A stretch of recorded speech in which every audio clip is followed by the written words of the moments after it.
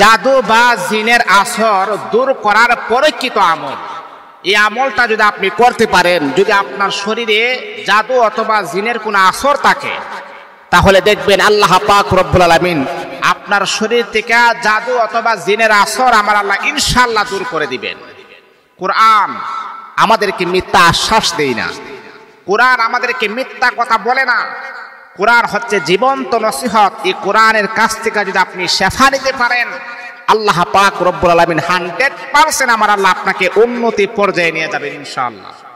আসলে আমাদের সবচাইতে বড় ভুল কি জানেন? ডাক্তার কবিরাজ সব কিছু দেখানোর পরে তখন লাস্ট পর্যায়ে আমরা কোরআনের কাছে আমরা আসি। কিন্তু সাহাবায়ে কেরামের উল্টা ছিল, এর ব্যতিক্রম ছিল। তারা যখন কোনো সমস্যায় যখন জর্জরিত হয়ে যাইতেন, তখন সর্বপ্রথম তারা কোরআনের কাছে আসতেন, নবীর কাছে আসতেন। হুজুর, আমার অসুস্থতা দূর হচ্ছে না, আমি রাতের বেলা ঘুমালে এমন ভয়ঙ্কর স্বপ্নে দেখি, কিভাবে এটা থেকে আমি উন্নতি পেতে পারি, আপনি আমাকে এই প্রসেসগুলো আমাকে দেখিয়ে দেন। কিন্তু আমরা হচ্ছে এর ব্যতিক্রম, আমরা সর্বশেষে আমরা কোরআনের কাছে আসি। না, এটা করবেন না। এই কোরআন মানুষকে ভালো পথ দেখায়, এই কোরআন মানুষকে অন্ধকার থেকে আলোর পথে নিয়ে আসে। যদি আপনি মনে করতেছেন যে আপনার শরীরে জিন অথবা জাদুর কোনো আসর আছে, অথবা আপনার শরীরে জ্বালাপোড়া করতেছেন, আপনি এমনটা অনুভব করতেছেন, তাহলে আপনি কোনো কবিরাজের কাছে যাওয়ার প্রয়োজন নাই। আপনি নিজের থেকেই এগুলাকে কাটিয়ে নিতে পারবেন, নিজের থেকে এগুলাকে আপনি সরিয়ে নিতে পারবেন। শুধু আপনি একটু সময় আল্লাহ পাকের জন্য আপনি ব্যয় করবেন। কি করবেন? সময় ব্যয় করবেন। কিছু সময় আল্লাহ পাক রব্বুল আলামিনের জন্য আপনি ব্যয় করুন। অনেক নারী আছে এমন হুজুর, শরীরটা জ্বালা পোড়া করে, ঘরের ভেতরে শান্তি আসে না, শুধু অশান্তি আর অশান্তি। কেন জানি আমি ঘরের ভেতরে আমার মন মানসিকতা কেন জানি বসে না, শরীরটা কেন জানি জ্বালা পোড়া করে। আমার মনে হয় আমি খাবার খেতে গেলে আমার গলার মাঝে খাবার আটকে যায়, এমনটা কেন জানি হচ্ছে। ও মা বোন শুনেন, যদি কেউ আপনাকে জাদু টোনা করে, তাহলে কিন্তু এমন সিমটম, এমন লক্ষণ প্রকাশ পাবে। যদি আপনার শরীরে জিনের কোনো আসর থাকে, তাহলে এমন লক্ষণ আপনার ভিতরে অনবরত প্রকাশিত হবে। তাহলে কিভাবে দূর করবেন? অনেকে তো আমার কাছে বলে, হুজুর, অনেক কবিরাজের কাছে গেলাম, তারা সর্বপ্রথম আমাদের কাছ থেকে টাকা চাই, টাকা দিতে হবে। অনেকগুলা টাকা দিয়েছি, কোনো কাজ হচ্ছে না, কোনো পরিবর্তন হচ্ছে না, কোনো পরিবর্তন নাই। টাকা পয়সা অহরহ আমি খরচ করেছি, তারপর আমি কোনো রেজাল্ট পাচ্ছি না, কোনো পরিবর্তন আমি পাচ্ছি না। আমি আমার এই বোনটাকে লক্ষ্য করে বলবো, বোন শুনেন, দিলের কান লাগিয়ে শুনেন, কোন কবিরাজের কাছে যাওয়ার প্রয়োজন নাই। আজকে যে আমলটা আমি আপনাকে শিক্ষা দিব, সে আমলটা আপনি 41 দিন আমল করেন, তাহলে তারপরে আপনি আমাকে বলবেন, হুজুর, আপনার কথা অনুযায়ী আমি আমল করেছি, আমি তো পরিপূর্ণ রেজাল্ট পেলাম না। আমি আপনাকে বলতে, আপনি 41 দিন আপনি আমল করেন। যদি মনে করেন যে আপনার শরীরে জাদু টোনা এমনটা হচ্ছে, শরীরে জ্বালা পোড়া করে, কিন্তু কোনো কিছু ভালো লাগে না, ঘরের ভিতরে গিয়ে থাকতে পারি না, শরীর জ্বালা পোড়া করতেছে, মনে করেন শরীরটা যেন কিভাবে একটা ভান মেরে দিয়েছে, অস্থিরতা কাজ করে, টেনশন, ডিপ্রেশন অহরহ কাজ করতেছে, এমনটা যখন অনুভব হবে, তখনই আপনি বুঝবেন যে আপনাকে অবশ্যই যে কোনো মানুষ আপনাকে জাদু টোনা অথবা তাবিজ করেছে। তাহলে আপনি কি করবেন? আল্লাহ পাক রব্বুল আলামিনের কোরআনের একটি আয়াত আপনি মুখস্থ করে নেবেন।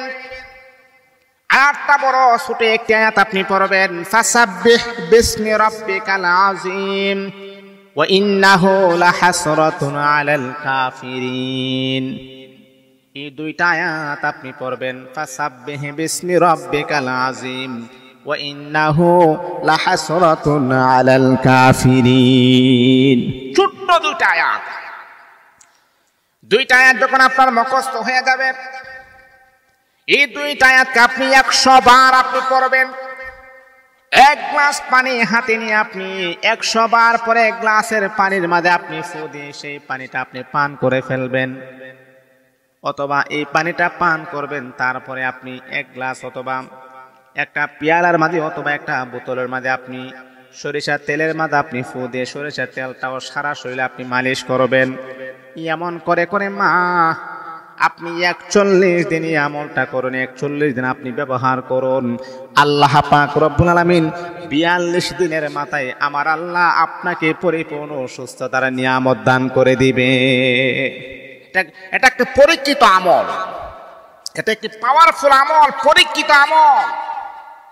এই আমলগুলো আপনি করেন, আপনি বাস্তবতা তার প্রমাণটা আপনি পেয়ে যাবেন।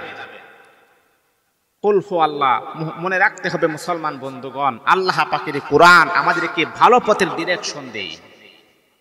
আল্লাহ পাকের কোরআন আয়াতটা আপনি 100 বার পড়বেন, পড়ার পরে নিজের শরীরে দম করবেন, ফু দিবেন, তারপরে তেলের মাঝে ফু দিবেন, পানির মাঝে ফু দিবেন, সবগুলাই আপনি ব্যবহার করবেন।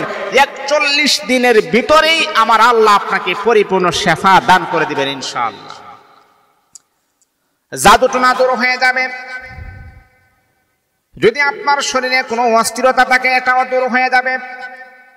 যদি আপনার শরীরে জিনের কোনো আসর থাকে সেটাও আল্লাহ পাক রব্বুল আলামিন দূর করে দিবেন। কিন্তু আপনাকে 41 দিন আমলটা করতে হবে, কোনো একদিন গ্যাপ রাখা যাবে না। 41 দিন আমলটা করবেন, 5 ওয়াক্ত নামাজ পড়বেন। ও মা বোনেরা, যদি আপনারা যদি না পারেন তাহলে যাদেরকে আপনার ভালো লাগে বিশ্বাস করে তাদের সাথে আপনি যোগাযোগ রাখবেন, বলবেন হুজুর এমন এমন সমস্যা, এই সমস্যাগুলা কখনো আমার কাছ থেকে দূর হচ্ছে না। বিশ্বস্ত লোকের কাছে আপনি আপনার এই কথাগুলাকে ব্যক্ত করবেন।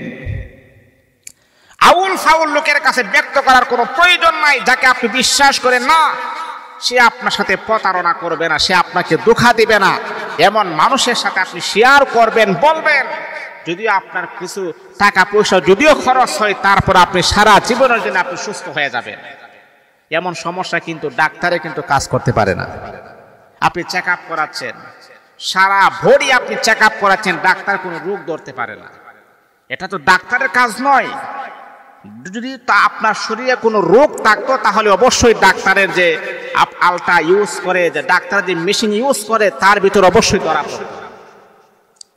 কিন্তু আপনাকে যে তাবিজ করেছেন এটা তো আর ডাক্তারের এই আলতার ভিতরে বা মেশিনের ভিতরে উঠবে না।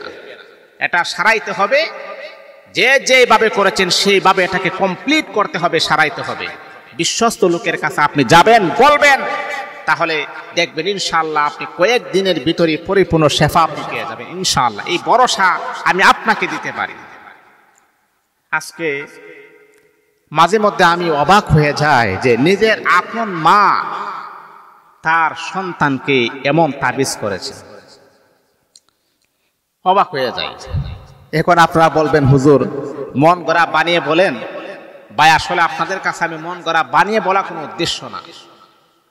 এমন একটা রোগী আমার কাছে আসছিল, নিজের আপন মা তার সন্তানকে এমনটা করেছেন। কেন সন্তান, কেন তার স্ত্রীর কথা কেন বেশি শুনে, আমার কথা কেন শুনে না? সেই জন্য আপন মা তার সন্তানকে পাগলের মতো অবস্থা করে ফেলেছিল।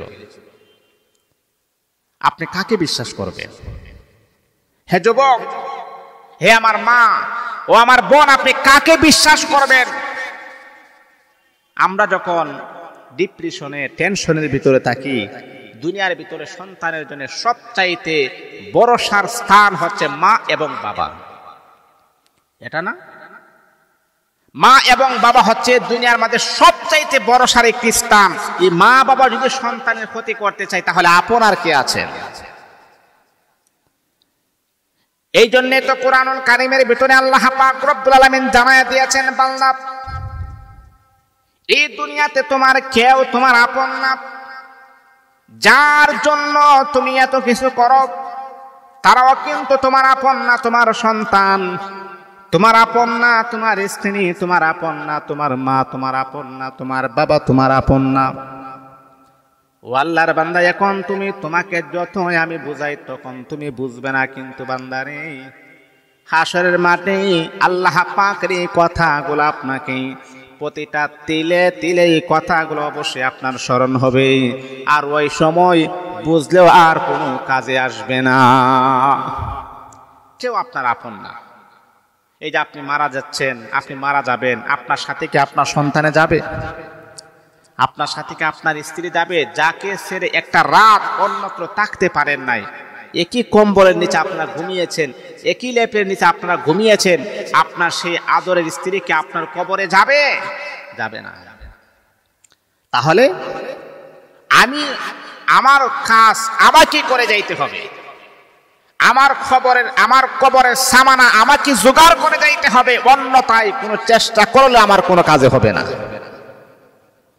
যেই সন্তানের জন্য মাথার ঘাম পায়ে ফেলে অক্লান্ত পরিশ্রম করে সন্তানের খাবার আপনি জোগাড় করেন, সন্তানের লেখাপড়া ভরণ পোষণ আপনি আদায় করেন, আল্লাহ পাক রব্বুল আলামিন বান্দাকে ডাক দেয়া বলে, ও বান্দা, হারাম আর হালাল তুমি বাঁচো নাই, হারাম ভাবে ইনকাম করতেছো সন্তানকে সুখে রাখার জন্য, স্ত্রীকে সুখে রাখার জন্য, কিন্তু বান্দারে একটা বারো চিন্তা করো নাই, যখনই তুমি পৃথিবীর জমিন থেকে বিদায় হয়ে যাইবা, তোমার সন্তান কিন্তু তোমার সাথী হবে না, তোমার স্ত্রী পুত্র তোমার কেউ সাথী হবে না।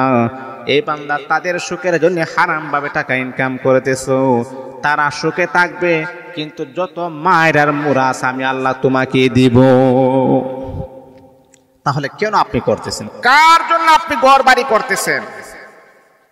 হালাল হারাম এগুলাকে জাস্টিফাই না করে কার জন্য আপনি ইনকাম করে, কার জন্য আপনি এত কিছু করতেছেন? এখনো সময় আছে, আল্লাহ পাকের দিকে রুজু হয়ে যান, ফিরে আসুন, আপনার ভবিষ্যৎ ভালো হবে, আপনাদের জীবনটা বড় সুন্দর হবে।